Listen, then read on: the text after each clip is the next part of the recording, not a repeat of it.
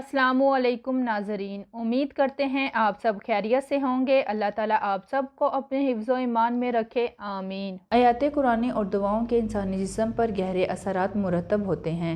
किसी कामिल आमिल की दुआ से कैंसर जैसे मर्ज का इलाज भी हो सकता है, तो जिस्मानी अमराज चाहे जैसे भी हों, अल्लाह की रज़ा से इनसे खलासी पाई जा सकती है। हमारे यहाँ आमतौर पर कद न बढ़ने की वजह से परेशानियाँ बढ़ जाती हैं। इनका इलाज दवा से किया जा सकता है। इसके फायदे भी बेपनाह होते हैं। ताहम जो लोग दवा के अलावा दुआ और रूहानी इलाज अख्तियार करते हैं, तो इन्हें भी अपना मकसूद मिल जाता है। ये यकीन और ईमान की बात है। जिसका तकवा और भरोसा ज्यादा होगा, इसकी रूहानी दुआ और ग़िज़ा सादा सूदमंद साबित होगी। यहाँ हम आपको कद बढ़ाने का एक नहायत मुजरी वजीफा बताएंगे। वजीफा शुरू करने से पहले आपको बताते चलें कि इस वजीफे को करने की इजाजत आम है। हर बंदा और बंदी ये वजीफा कर सकता है, कोई ममानियत नहीं है। माँ बाप को चाहिए कि अगर इनके बच्चे या बच्चियों की उम्र 20 साल से कम है, तो वो इनके लिए रोजाना ये अमल कर सकते हैं। आपने रोजाना ये करना है कि सूरतुल फातिहा यानी अल्हम्दुलिल्लाह शरीफ को आपने 21 बार बिस्मिल्लाहिर्रहमानिर्रहीम के साथ पढ़ना है।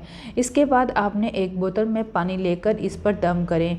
फिर 313 बार या खालिकू या बारियू पढ़कर फूंक दें और आखिर में ला हौला वला कुव्वता इल्ला बिल्लाह आपने 21 बार पढ़कर पानी पर दम करना है।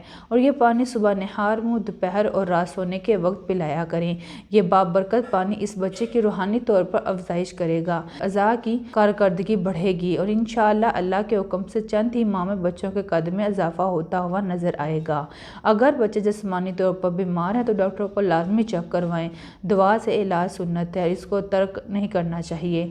बच्चों की सरगर्मी और ग़िज़ा पर ख़ास तौर पर नज़र रखें ताकि गलत रुझान और ग़िज़ा इस पर मनफी असरात ना डाले। बच्चों को पंजगाना नमाज अदा करने की आदत डालें। नाज़रीन, ऐसी अच्छी वीडियो देखने के लिए हमारे चैनल को सब्सक्राइब करें और मेरी हौसला अफजाई के लिए वीडियो को लाइक और शेयर करें। Thanks for watching.